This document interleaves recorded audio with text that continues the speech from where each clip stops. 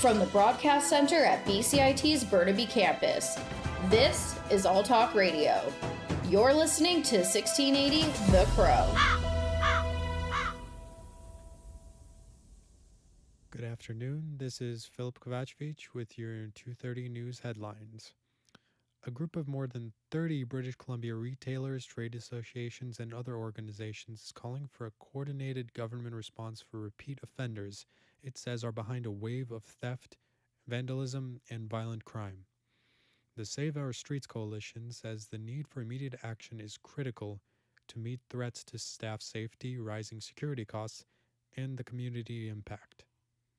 I bumped into a tourist from Britain, and his exact words were, "Oh my God, what is going on with Canada? I always thought it was this wonderfully safe place," and they left. I bumped into a group from Norway, and they couldn't believe what they saw, and they were shocked at Canada. This is happening in Canada, this beacon of social justice around the world.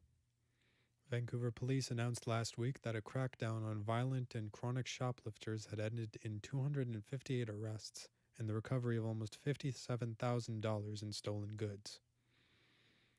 The head of British Columbia's police watchdog says caring for intoxicated prisoners is a healthcare issue and shouldn't be a police responsibility.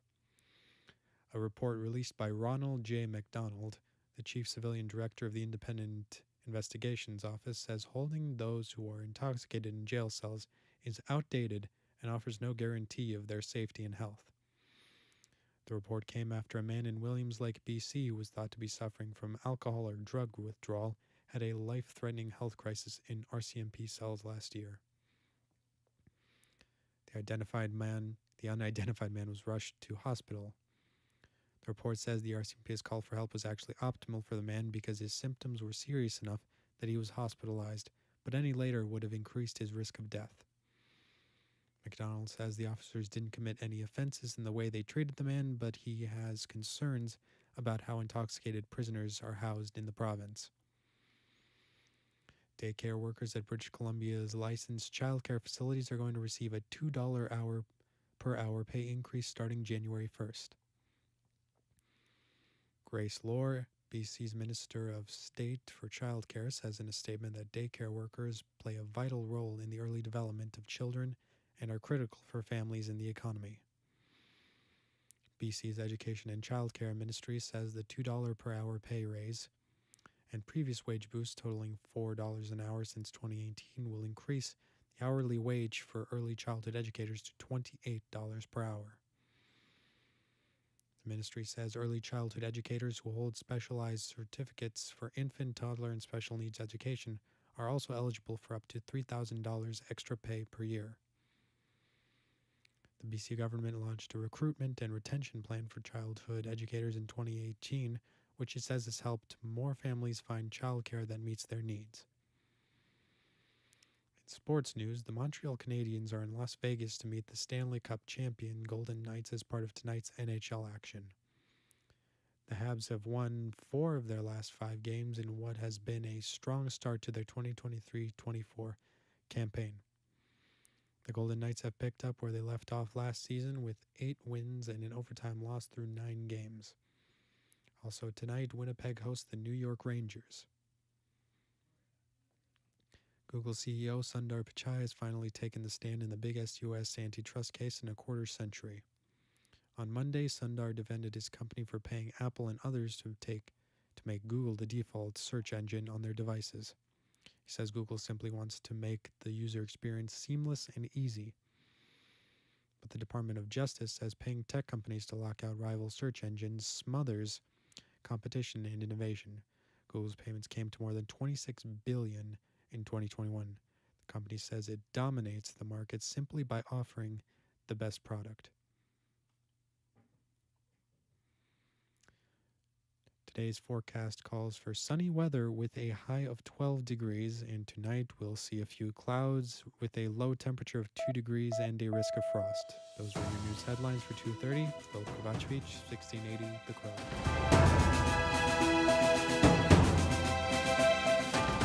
Stay tuned for more on BCIT's 1680 The Crow.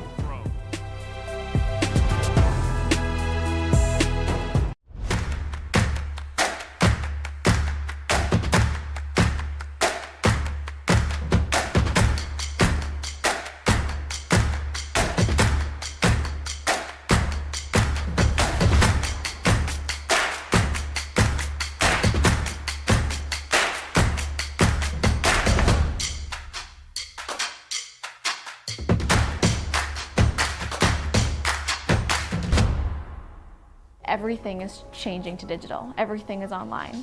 People aren't just waiting for the 6 o'clock news anymore. People want their news right now. They want to be able to go onto their smartphone, onto the internet, and see the news that they want to see. Vancouver is growing at, a really rapid rate, the Lower Mainland even, and with the tools that we're given here, we're able to cover all of that. Welcome to BCIT Magazine. I'm Radhika Sikka-King. In the program, they really leave it up to you.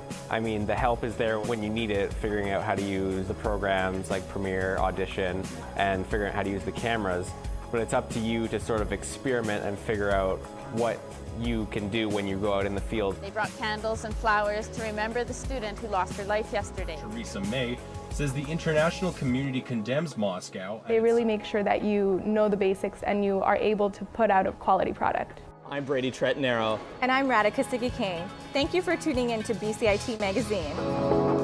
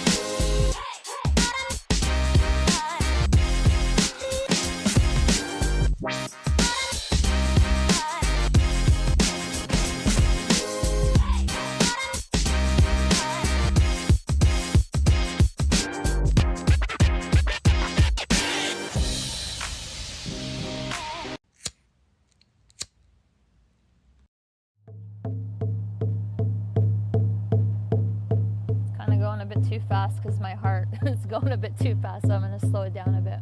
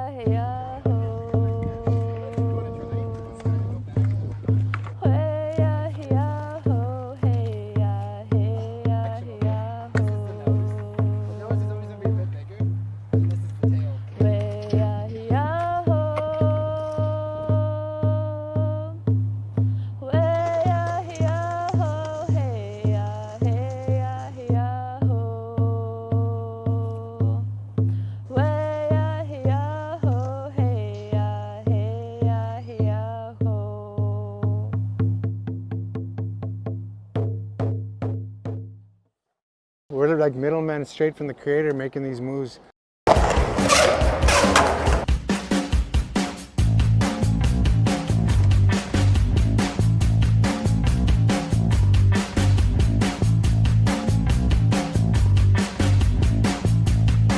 We're all kind of misfits. Something to look forward to, you know? I feel like it's important. Like usually I'll just be like, grab my arm, and then you just kind of like pull them like a T-bar, you know? I think skateboarding is a piece of medicine in itself. We're just doing the work in hopes that eventually we'll have chapters of other nations' skate youth in other parts of Turtle Island. It's nations, skate yours.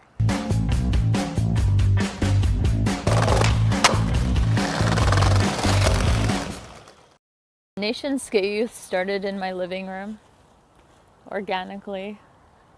I was asked to go to Fort St. John to talk about mental health and bring skateboarding. I didn't know who to bring, and the first person I thought of was Joe Buffalo. Big inspiration in my life. Joe came up with the name. It didn't really click at first, but after a while we made the logo and everything, and it all just came together so fast. I think one of my main goals when I started Nations was to get more skate parks on reserves. We realized that this would be a bigger thing, to not just go to one community. We wanted to go to all the communities. We all wanted to, create something that was like a youth program to help empower like youths through skateboarding. It's a way of getting yourself out of your own shell. And I feel like in a lot of First Nations communities, there's not a lot to do in those communities. It's very small, and sometimes you feel like you're trapped. A lot of them are really nervous when we first meet them. And I feel like when we always start with a talking circle. So it's like we tell our stories, and we kind of we try to make them feel comfortable, and tell them why we're there, and what we're gonna do in the day. Everyone here is a new beginner or has skated before, and we're here to help each other.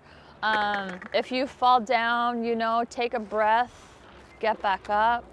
Everything's that way in the beginning, you know what I mean? You're gonna feel out of place when you're beginning, you know what I mean? That's normal. But once you meet your crowd, and that's half the battle with us growing up, is trying to find your people so that they grow with them from a young age as family members, and then they grow as skateboarders.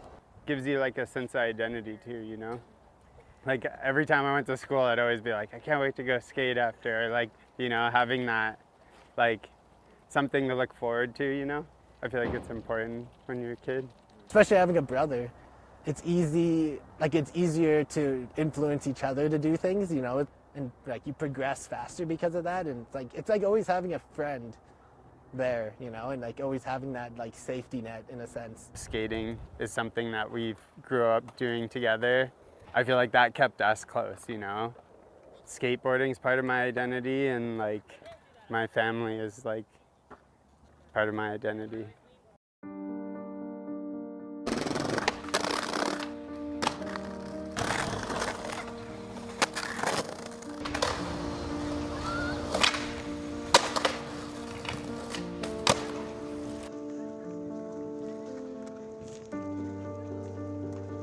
We just let skateboarding do its thing. It's that rich, All we do is connect and instill that, plant that seed. It's something I never had growing up, Seeing Joe skateboard at his level and hearing that he went to the residential school and the way that kids oh, my dad went to residential school. Oh, my brother did. Oh, my mom did. They start to relate. And I think that, it's been a healing journey. Skateboarding, like I said, will take you out of all the negative, all the darkness that you feel. And once you get on a skateboard, that's an opportunity for you just to focus on something. and be present. Like even in my community, there's suicides like every year, and it's really sad because you lose knowledge keepers, you lose, you know, momentum, like you lose just youth that have a lot of potential. And I remember Rosie, that was the biggest reason why she wanted to start Nations. You know, to talk about alcohol, drugs, and suicide, because it's happening and they're so young and they see it and they're experiencing it. And just to let them know, like, that they're valued. It kind of stops that intergenerational trauma because it's a lot of self-doubt, and skateboarding kind of gives you that, you know, that recognition that like it's not, yeah, it just gives you that freedom to express yourself. Hell yeah.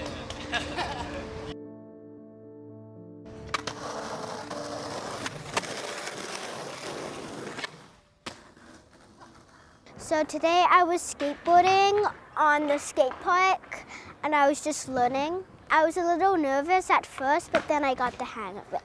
He made me feel happy. Okay, can we do that again? Yeah, let's do it again. Okay, I'll go on this side of you. Because he is a good skateboarder and he taught me how to do some tricks. Apple turnover and like tic-tac. When you have someone believing in you and cheering you on, like that whole feeling, and that's how I try to do with Nations, you know, like you got it, you're there, and the just like the inspiring and like the empowerment you get from that, it's a good feeling. We want the youth to be their best selves. We want them to know that everything isn't going to be easy. But once they start skateboarding and you can see that they're pushing on their own and they're able to do tricks right away, and I think that's something that is so positive, and you know, it's gonna create leadership and create community where there hasn't been. What I've seen at Nations that makes me proud, when I ask a youth how to count in their language or say hello or thank you in their language, and they can tell me. So kihiu means eagle, musquasses means bear, kukam means auntie, grandma, musa means grandpa, and tuk-tuk means duck. What's your favorite word in Cree?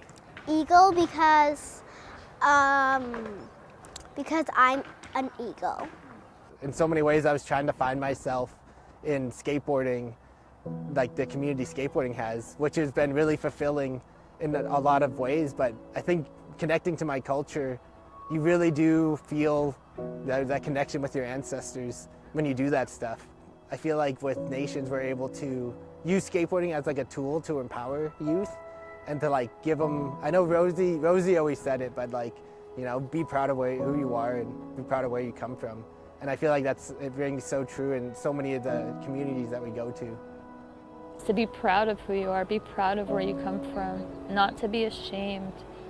I feel like when you start telling them that at a young age, it's going to change the way they look at themselves, the way they carry on their culture and their traditions, the way that they will have that close relationship with their grandparents, and to learn.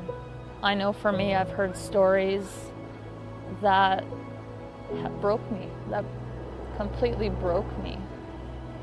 And it made me mad, it made me angry, it made me sad, it made me pissed right off at the government.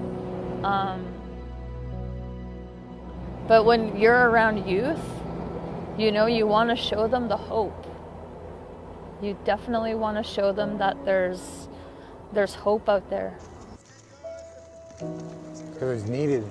Someone's got to be here for the youth. Someone's got to be that person, that older brother, older sister needed, that kind of needed, you know? There's nothing like it. So that's why we figured give back. I'm here to teach you. You're not going to fall. I'm going to hold you, okay? Give me your hands. We're just getting started, man. having self-determination to be better and to create that community, I think, is something that we want to pass down to the youth as well. Show them what's possible.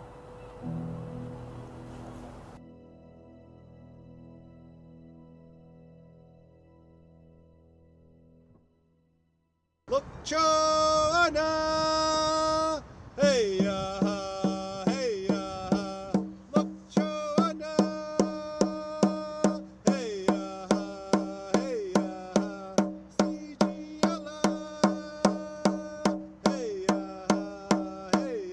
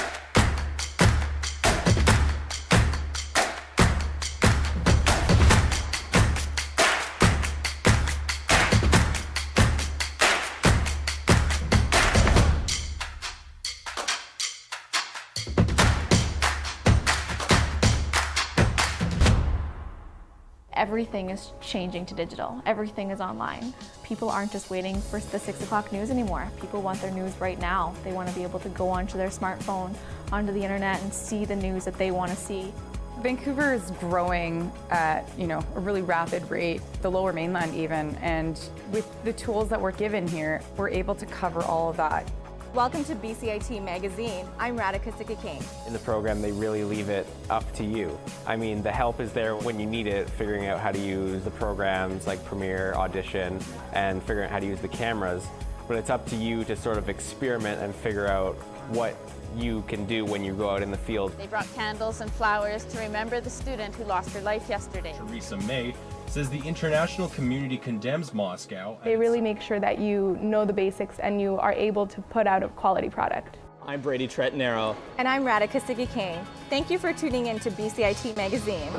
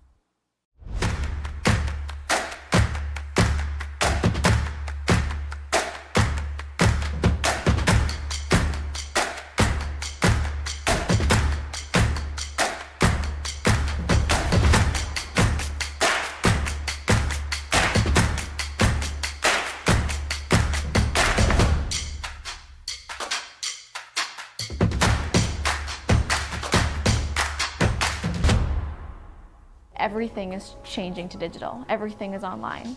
People aren't just waiting for the 6 o'clock news anymore. People want their news right now. They want to be able to go onto their smartphone, onto the internet, and see the news that they want to see. Vancouver is growing at, a really rapid rate, the Lower Mainland even, and with the tools that we're given here, we're able to cover all of that. Welcome to BCIT Magazine. I'm Radhika Sikakane. In the program, they really leave it up to you. I mean, the help is there when you need it, figuring out how to use the programs like Premiere, Audition, and figuring out how to use the cameras. But it's up to you to sort of experiment and figure out what you can do when you go out in the field. They brought candles and flowers to remember the student who lost. From the Broadcast Center at BCIT's Burnaby Campus, this is All Talk Radio. You're listening to 1680 The Crow. Good afternoon and thanks for joining us. I'm Jagraj Lawley with your 3 o'clock news update. At Penticton Theatre has premiered a new play that revisits the early witch trials in Europe and Salem, Massachusetts. Our reporter Jocelyn Chappelle has more on the research that went into creating the play. Just in time for Halloween, the play highlighted stories of the real people who formed the ideas held today about witches. Witch hunting was a practice that mainly targeted women of various ages. Researcher Vanessa Yarmchuk searched through court documents and did analysis on the topic for the play. She hopes people are able to learn how the past isn't all too different from today. There's a tendency to look back at previous eras in history and think of people as if they were simpler or more uniform. But we've always been complicated and varied. There's always been a huge variety of different kinds of people. Yaremchuk was excited to work on a project that historically has been misinterpreted and to see it humanized through storytelling. The play, which premiered this weekend, featured local Vancouver talent as well. Jocelyn Chappelle, 1680 The Crow. The full interview will be airing at 3:15 local time for our For the Record segment.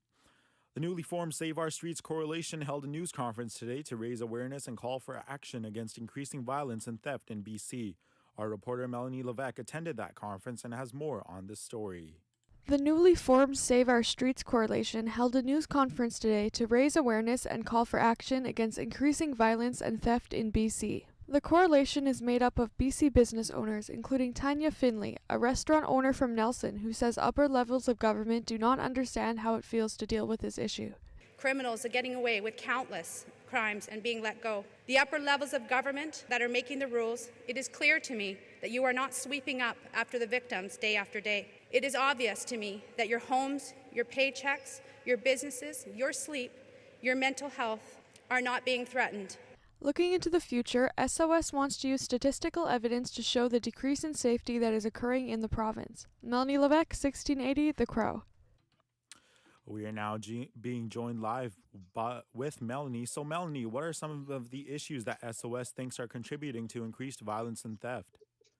Well, SOS believes that the lack of government resources surrounding issues like homelessness, substance abuse, and the affordability crisis are a few of the factors that might be contributing to decreased safety. And what are some more of the specific concerns surrounding these issues that the SOS Coalition spoke about today? So the SOS Coalition brought up many in-depth concerns, such as the shutdown of local businesses in areas experiencing increased crime rates and the rising cost that's associated with hiring extra security officers for retail locations. Thanks so much, Melanie. You're welcome. The Independent Investigations Office in British Columbia is urging the province to develop a better approach for police dealing with intoxicated individuals. This call follows the IIO's conclusion that RCMP officers in Williams Lake were not negligent in a case where they didn't call an ambulance for a man who collapsed while in custody. The IIO report revealed that officers believed the man was experiencing withdrawal and paramedics were called only when he had difficulty breathing. While a medical report suggests the timing of the call was optimal, the IIO argues that the care of intoxicated individuals should be a healthcare matter, not a law enforcement issue. In Richmond, a 46-year-old woman from Burnaby is currently recovering from critical injuries sustained when a vehicle crashed into a local restaurant on Friday. The vehicle involved was a dark-colored Tesla, and surprisingly, the driver was unharmed. The RCMP has ruled out alcohol and drugs as factors in the crash, although they have now handed the case to their criminal collision investigation team for further scrutiny. The incident occurred just before noon on Friday, with the injured woman inside the restaurant at the time of the collision. Law enforcement is actively seeking any information or dashcam footage that might provide insight into the moments leading up to this accident. A situation of chaos unfolded in a Washington, D.C. federal courthouse today. Authorities reported that a defendant linked to the events of January 6th had resisted arrest. ABC's Liz Landers has more. Authorities say a January 6th defendant resisted arrest Monday during a scene that played out in a D.C. federal courthouse. Vitaly Gostinkowski was found guilty earlier this year of assaulting officers during the January 6th attack on the Capitol and was initially released from custody as he awaited sentencing. But after allegedly sending menacing anti-Semitic text messages to law enforcement who testified during his trial, the judge in the case scheduled a hearing for Monday. That's when things escalated. Multiple FBI and U.S. Marshal agents were required to detain the defendant and ensure the safety of the courtroom. Liz Landers, ABC News, Washington. U.S. President Joe Biden expressed his approval and celebrated the recent agreements between the United Auto Workers and major automakers Ford, General Motors, and Stellantis. ABC's Karen Travers has the story. President Biden said he spoke with UAW President Shawn Fain Monday about the agreements the Auto Workers Union has reached with the big three automakers, Ford, Stellantis, and General Motors. The president calling it an historic agreement that he says will ensure these iconic companies can still lead the world in quality and innovation. These record agreements reward auto workers who gave up much to keep the industry working and going during the financial crisis more than a decade ago. The president says he applauds the UAW and the leaders of the automakers for agreeing that all workers on strike can go back to work immediately, even before a vote on the agreement is taken. Karen Travers, ABC News, the White House. In an unusual incident in San Francisco, a suspect who was being pursued by the police allegedly threw bombs at the officers during the chase. ABC's Alex Stone has the story. It started as a call of a man who went into a church and after communion demanded money from and attacked a parishioner inside the church. The man was then seen getting into a vehicle and took off. San Francisco police went into pursuit, and twice during that chase they say the man threw bombs that detonated at the officers behind him. Assistant Chief David Lazar. A bomb went off, and a bomb went off twice. Officers said they could see the flames and feel the blasts. Eventually, the man was arrested. Police won't address some claims that the man said he was in an altered state of mind and thought he was in a video game. Alex Stone, ABC News. Israelis with ties to Canada and relatives of individuals believed to have been killed or kidnapped by Hamas are calling on Ottawa to advocate for the release of these hostages. During a press conference organized by the Israeli embassy, these families expressed their gratitude for Canada's support of Israel. However, they stressed the need for the international community to exert greater pressure on Hamas to secure the release of approximately 240 hostages. One of the individuals affected, Aaron Brodutch, resides in Toronto, but flew to Israel upon learning that his sister-in-law, niece, and two nephews were likely kidnapped. Children are being held hostage by terrorists. It's just wrong. I don't think anyone that we talk to can, with a little bit of humanity and the ability to listen, can disagree with the fact that this is just an atrocious crime. Brodutch added that he would like Muslim groups in Canada to pressure Hamas to live up to Muslim values like protecting life and living in peace with others. On to some sports now, as the Vancouver Canucks are set to finish a 3-game homestand Tuesday night when they host the Nashville Predators. The Canucks have split the first 2 games, defeating the Blues 5-0 on Friday, but losing to the Rangers on Saturday in overtime after a nail-biting contest. Nashville comes into this one having defeated the Toronto Maple Leafs in overtime Saturday night. Puck drop is set for 7 p.m. local time at Rogers Arena. The Toronto Raptors are set to welcome the Portland Trail Blazers to Scotiabank Arena tonight. The Blazers, led by newly acquired center DeAndre Ayton, are off to a rough start on the season with 3 losses and no wins. The Raptors, on the other hand, opened up the season with a victory, but then suffered 2 defeats, a close loss in overtime to the Bulls and a 114-107 defeat to the 76ers on Saturday. Raptors head coach Darko Rajakovic said lack of energy or tired, whatever might be the case, but we did not just have the juice down that stretch there. While talking of the stretch, Dennis Schroeder, Gary Trent Jr., Scotty Barnes, Pascal Siakam, and Jakob Poeltl are the expected starters for the Raptors tonight. Tip-off is set for 4:30 local time in Toronto. Week 2 of the Pan American Games is underway in Santiago, Chile. Canadian press reporter Donna Spencer says Team Canada is expected to surpass its medal haul from previous games. One thing about Canada's performance,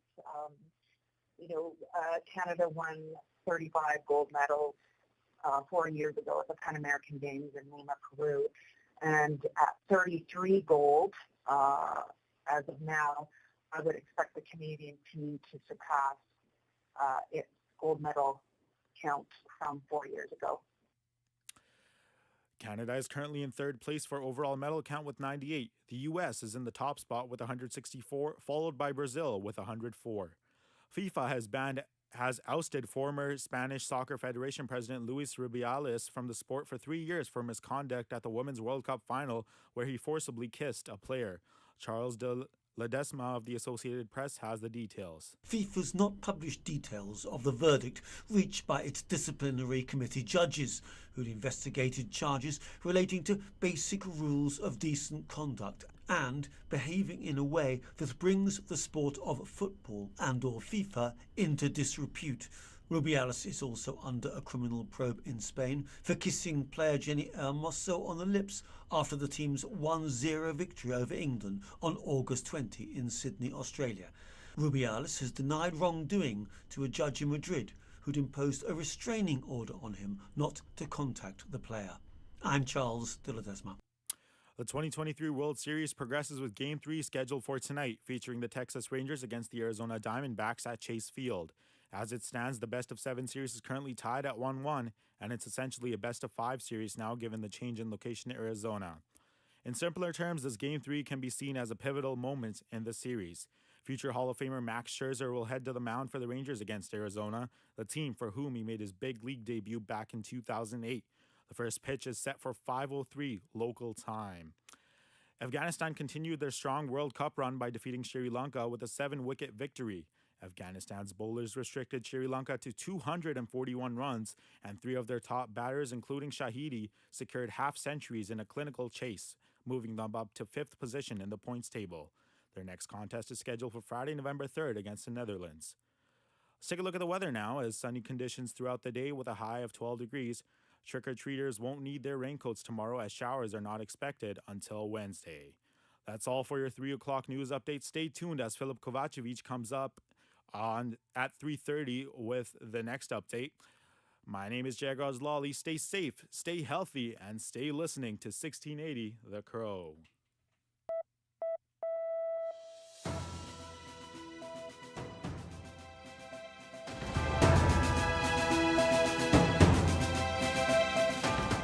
Stay tuned for more on BCIT's 1680 The Crow.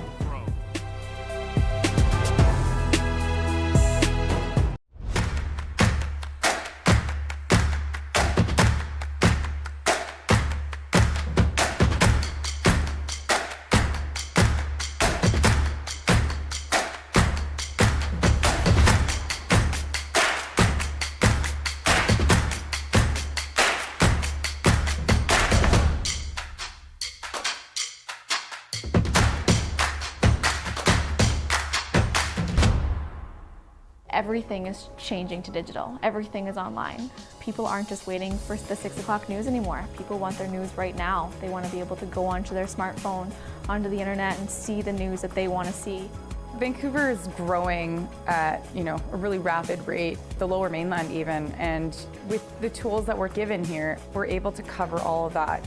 Welcome to BCIT Magazine. I'm Radhika Sikki-King. In the program, they really leave it up to you. I mean, the help is there when you need it, figuring out how to use the programs like Premiere, Audition, and figuring out how to use the cameras.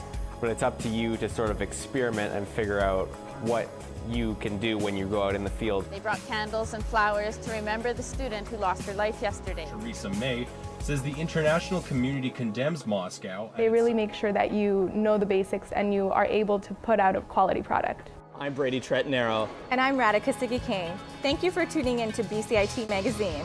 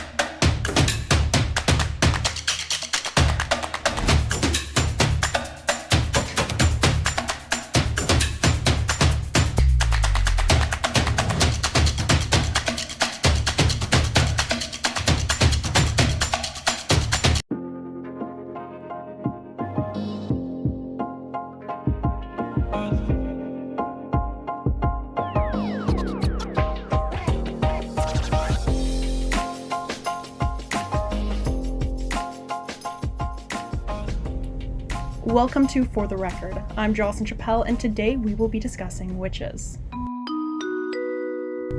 With Halloween just around the corner, so is the return of Halloween characters, decorations, and all things spooky.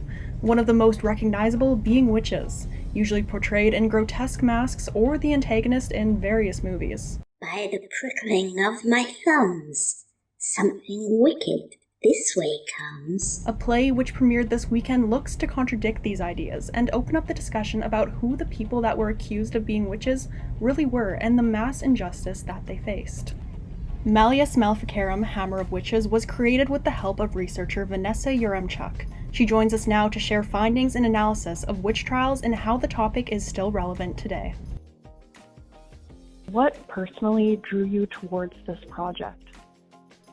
I originally was contacting Patreon to help them, or Tempest through their Patreon to help them with a different project that I had learned about there. So I kind of fell in love with Tempest Theater. I joined their Patreon to support it, and they had a project that required a bunch of research, and so I volunteered to help with that. And when talking to them, they offered me the Malleus Maleficarum as something else I could work on, and it sounded amazing. I really love taking kind of historical narrative, historical fact, and humanizing it through storytelling. Or I love seeing other people do it. So I love providing the materials so someone else can do that, and kind of connect it with contemporary ideas and kind of show that we are not different from people in the past. What were some of the findings that shocked you while you were doing research? I didn't know a lot about the story of Arthur Miller's play The Crucible very well, but it was really shocking to discover how wildly he'd misrepresented Abigail Williams. He made her a 17-year-old Jezebel character who seduced John Proctor and made accusations of witchcraft out of vengeance when he rejected her. But in reality, she was 11 years old and likely hadn't even met John Proctor before the trial started. She was actually just a very vulnerable little girl who had lost her parents. She was living with her uncle, and her uncle was a minister of the local parish, and she made accusations based on what the adults around her wanted, and even then only after being pressured by them. Salem at that time had a lot of conflict. Resources were really strained. There'd been a big influx of refugees from upstate New York, Nova Scotia, and Quebec, and that was because there was a war at the time, King William's War. And so that really worsened the divide between the upper and lower classes, and that increased the amount of conflict that was going on. And the Puritans in that time and place saw that kind of strife as an indication of the presence of the devil instead of seeing it as like a socio-political issue. So, why redistribute wealth when you could say it's witches? So in that time and place, they were really primed for this sort of hateful scapegoating. And it's the adults who had the power and who were really responsible for what happened and not, an 11-year-old orphan. So It was also really surprising to discover that the last Salem witch to be exonerated was in 2022. The first exonerations were in the 1700s, the early 1700s, and then there were a few more in the 1950s and the early 2000s. But there was this one remaining accused witch, Elizabeth Johnson Jr., who I think, they think she fell through the cracks because she just didn't have any descendants to advocate for her. And so the school teacher, Carrie LaPierre, and her 8th grade civics class kind of adopted her and did this huge year-long project where they researched everything and contacted a senator and got her exonerated. So she was sort of adopted by school children hundreds of years later who had a sense of justice. And on that note, what sort of other things may have led to someone being accused of being a witch? Well, witches were scapegoats. So the less power you had, the more at risk you were. It was primarily women, but it wasn't only women.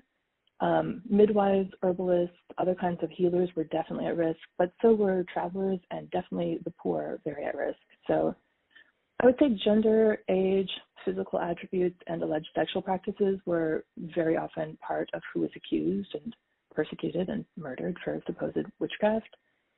It was also just an era of diminished legal protection for women. So, and at that time, like the penalty for abortion had grown more severe. So that's part of why midwives were frequently persecuted, because they are the people who would administer abortion. But they were also being persecuted because at that time, it had become more common for men to get specific training to become medical doctors. That was really only available to men, and only men of a certain class who could afford that sort of education.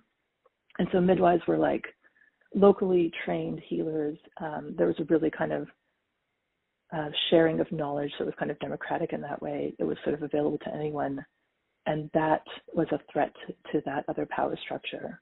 So that, combined with kind of coming down on women's bodily autonomy in that era, even just to the extent of like providing pain relief for childbirth, was something that people didn't necessarily want women to have access to. They wanted women to be punished. So that's part of why midwives were definitely targeted. But there are stories of like entire families being murdered because they just were in the wrong place at the wrong time.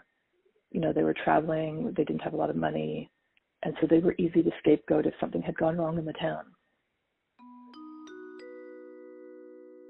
Witches are commonly associated with Halloween or characters, but these are real people that inspire these stories and fairy tales that we kind of hear of today. Could you maybe touch on a few more of those people that came before what we know today?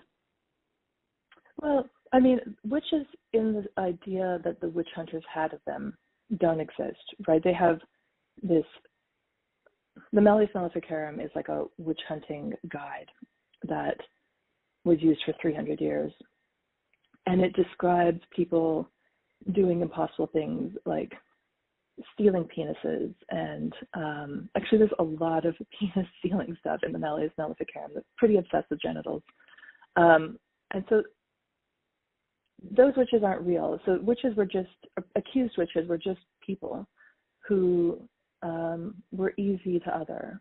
And so in the play, you've got Abigail Williams, the 11-year-old girl from Salem. You have Joan of Arc, and there's Helena Schuberin, who is sort of the person who was accused of witchcraft by the author of the Malleus Maleficarum, who a lot of people say was sort of like the inspiration for him to write that book. I think that's a little unfair. He had a lot of people who disagreed with him. In that era, not everybody even agreed that witches existed. Not everybody agreed on what they were if they did. So that book was just something that he wrote to try and convince people to allow him to abuse and harm and murder people that he wanted to other and scapegoat. I'm sorry, that doesn't really answer your question, does it? So I guess, I don't know, the people, they're just people. There were people who were women, who were healers, who were different, who were not gender normative, and just living their lives. Mm-hmm. No, I think that definitely does answer the question, because when we're looking at it, it wasn't just these major figures that inspired it. It was a lot of people that were accused and prosecuted for this. Totally. Yeah, and like a lot of this was sort of started, like these witch hunts were initiated in a big way by a small number of men in powerful positions. But over time, that's something that like more and more ordinary people started to believe in, and they started asking for people to persecute witches, and they started asking for trials. And so in the end, it was also people in powerful positions who were creating legislation to stop the witch trials too. So it's sort of like it starts with a small number of powerful people doing something harmful. It kind of leaks into common popular thinking, and then in the end, it's legislation that stops it again. What are you hoping anyone that sees the play takes away from it? I think that there's no simple answers. Scapegoating can be really appealing because it's so uncomplicated, but it's always a mistake. It's never like as simple as a witch did it. Also that, you know, small number of powerful people can do an incredible amount of damage. That there were always pockets of resistance and that it's important to resist when you can. And also just that people of the past are not really different from us. There's a tendency to look back at previous eras in history and think of people as if they were simpler or more uniform. But we've always been complicated and varied. There's always been a huge variety of different kinds of people. So when people look at, say, trans people today and they're like, oh, this is a new thing and it's weird.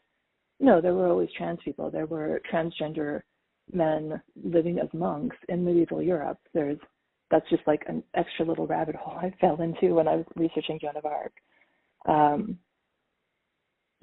So we've always been messy. We've always been complicated. The people of the past were not all the same or really simple. They were just as messy and complicated as us now. That wraps up today's For the Record. I'm your host, Jocelyn Chappelle, and thank you for joining us.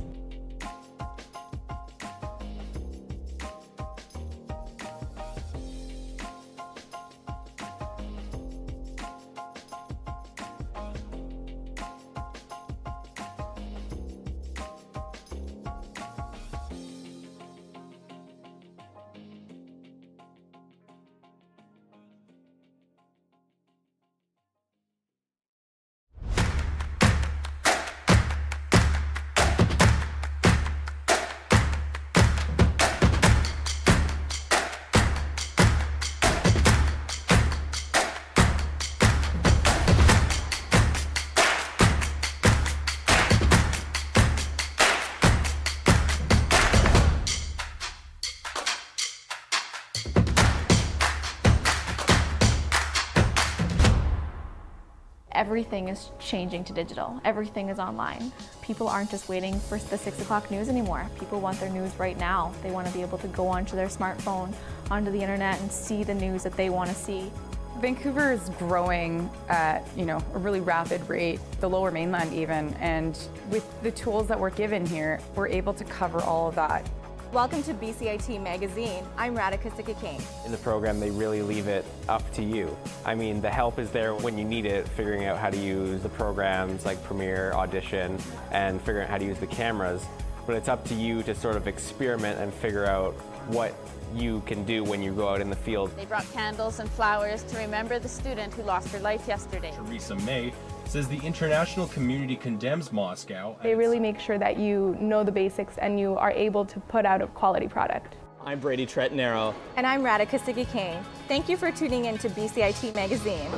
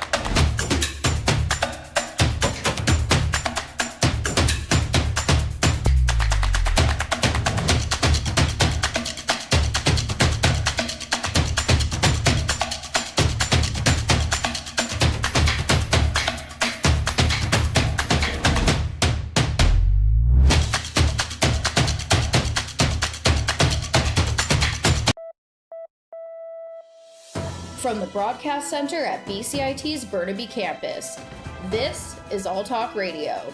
You're listening to 1680 The Crow.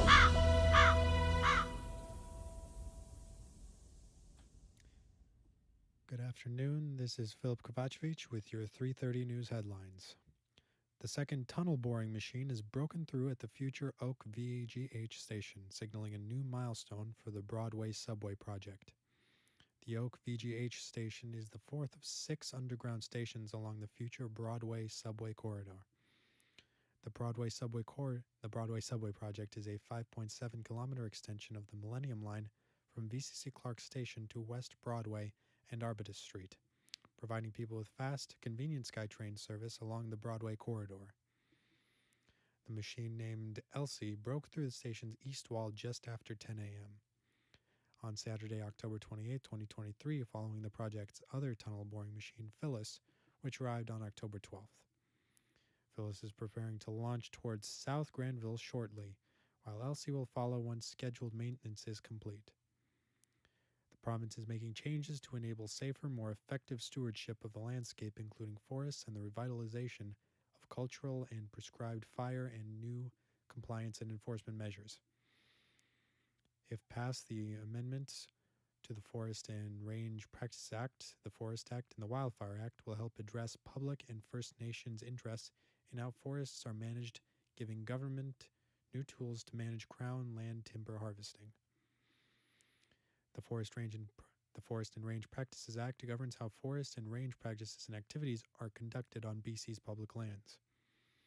These changes support actions underway to better care for forests in the face of climate change and extreme weather events. The unpredictable weather caused by climate change has made this year's Halloween pumpkin harvest a ghastly one.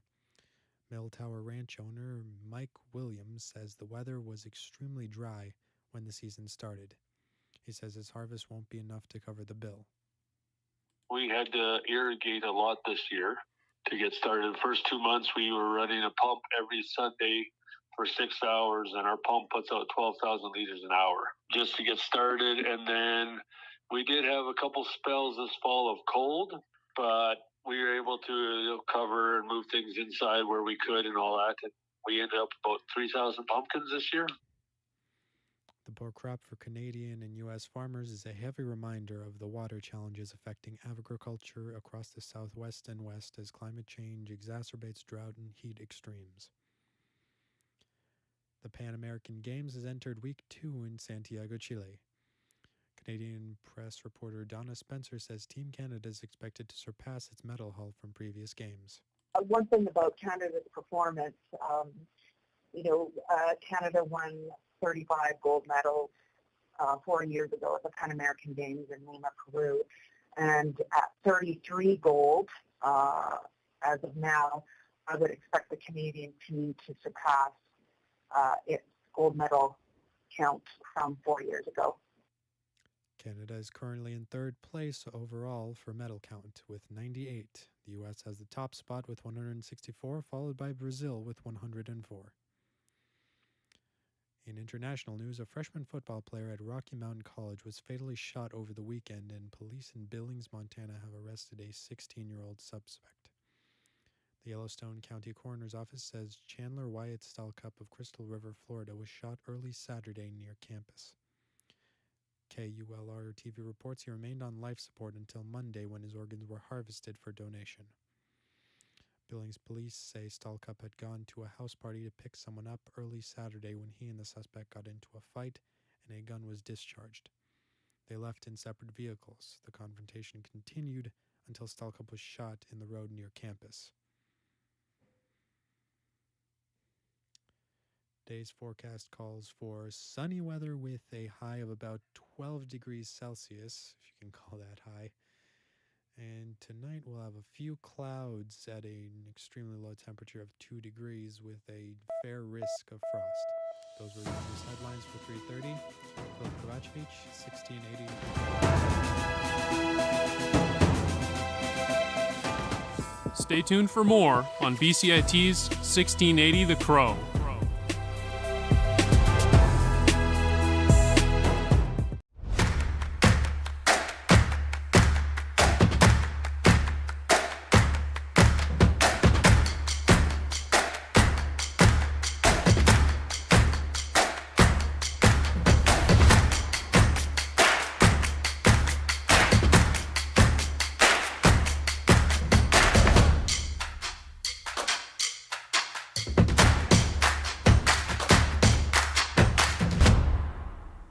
Everything is changing to digital. Everything is online. People aren't just waiting for the 6 o'clock news anymore. People want their news right now. They want to be able to go onto their smartphone, onto the internet, and see the news that they want to see. Vancouver is growing at, a really rapid rate, the Lower Mainland even, and with the tools that we're given here, we're able to cover all of that.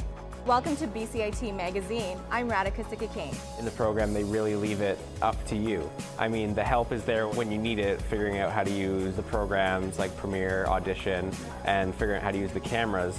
But it's up to you to sort of experiment and figure out what you can do when you go out in the field. They brought candles and flowers to remember the student who lost her life yesterday. Theresa May says the international community condemns Moscow. They really make sure that you know the basics and you are able to put out a quality product. I'm Brady Tretanero. And I'm Radhika Sikakane. Thank you for tuning in to BCIT Magazine.